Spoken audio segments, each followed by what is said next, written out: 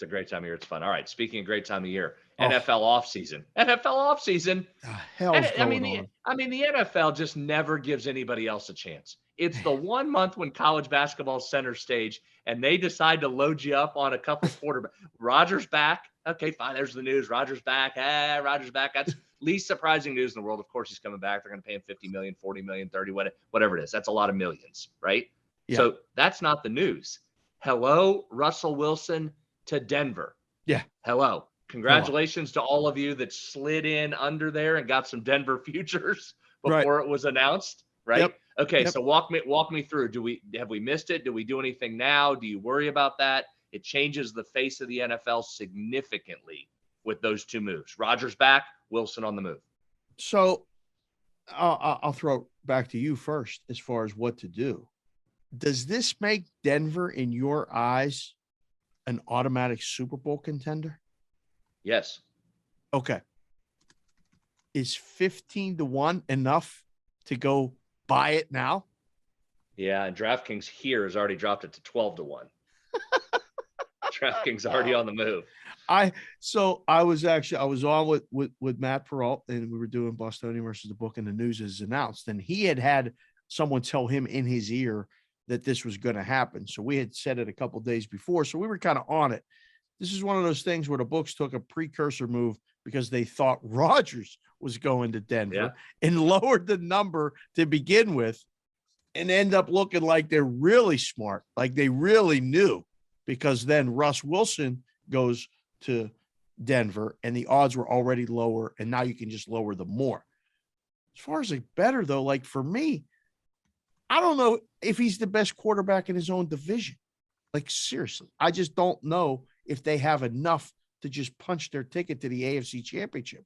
You might have people in Kansas City that would go, "Hey, yeah, mention, remember us? We're right here."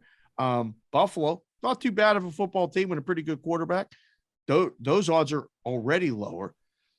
The Chargers are interesting because they got their year out of the way of going for two every single time that they had a chance to, and they have Justin Herbert, and they still should have gone for the tie at the end. I don't know why he called timeout, but they're right there.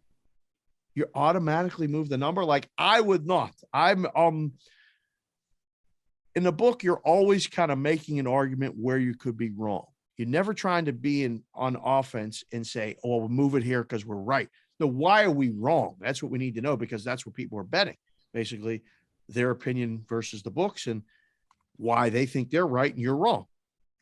I don't think this number is wrong. I think this is light. I would have not moved. I would have moved it if it was 24, 25-1. I'd have moved it to 20 and just taken some bets. So maybe it's just me just not overreacting, but I was like, I can't believe it. It's March. Let college basketball have it for 2 weeks. Yeah, like, you're right. Seriously. They can't. What are they doing? Roll right from the combine right into this new. They just control the calendar. America's pastime. America's pastime. Gracious. We don't even know. We know the opponents on the schedule, but we don't know the schedule. They got to have everything be how. I mean, like football, we just came over football. It was a month ago, was a Super Bowl. Let March be basketball, please. No. I agree, but here I am. I'm as big a basketball guy as there is, and I'm looking at this going, all right, what do we got here for what can we do here? A little Russ Wilson? Give me a little. I don't know though, Dave. I mean, you look at this. I'm not going 3-1 on Buffalo to win the thing. I probably won't do anybody. I mean, we talk about futures. I'm just throwing darts at futures. I don't know what I'm doing when it comes to futures, but 3-1. I'm not taking an NFL team 3-1 in March. No chance there. No. Kansas City 4-1. No, they've got some flaws. And then here comes Denver 7. Oh, I'm doing conference runners. Sorry, I'm doing AFC. Yeah. 3-1 Buffalo in the AFC, 4-1 Kansas City. Right. Denver 7-1 AFC. Yep. Bengals 10-1. I don't want the Bengals. I don't think the Bengals are back. What's wrong with Cincinnati? No, they're not back. Oh man. Just like that? They're done? Yeah, they skated in last year. Now they have to play a number one schedule. Listen, you're just trying to be argumentative because you are not I know you are not taking the Bengals. If I gave you 10-1 right now, you want no part of them. You're absolutely right. I would not. I'm not touching any of these until after the draft. A lot can happen at the draft. I mean, it's in Vegas. It's in April. I'm promoting it for everyone to come because we can actually hang out because I don't think there's going to be baseball. So I think I'll have a little more free time to actually see some people and spend some time and do some things. But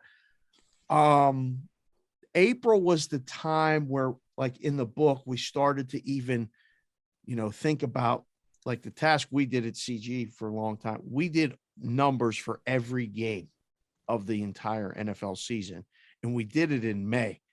And it was a good lesson as you went through it. And you're like, all right, well, I don't even know who the quarterback is going to be, but neither do they. So it's like, all right, Colts at home against Jacksonville. I mean, I don't know. Is Carson Wentz coming back? Probably not. No. Who's going to go there? Jordan Love, maybe. I don't know. Make the game 5.5. Okay. Put it up, and nobody touched it. Like that's literally how the discussions went. I don't know if anyone, you're doing yourself almost a disservice betting it and tying up the money and then having some trade happen on draft day that completely messes up the thing. So I think that the real volatile part of this is the division odds, because you only have 2 options, sometimes 3. The AFC West, I would actually now make it an argument of 4. Okay. Any one of those teams could win the division as constructed right now. You think you're already looking like I'm crazy? You don't think? Well, you don't think the Raiders can win it? Yeah, they got to. Newbie, you want to play the show me music? You want to play me the show me music? Because here's my first one. Raiders, you better show me. Could they? Yeah. I mean, we see crazy, weird stuff in the NFL. You need to show me that. Show me what you got. Bam. There you go.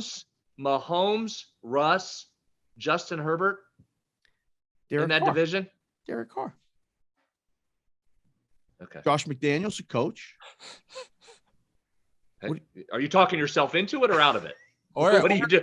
Which way are you going here? Or what if are you making the case for or against?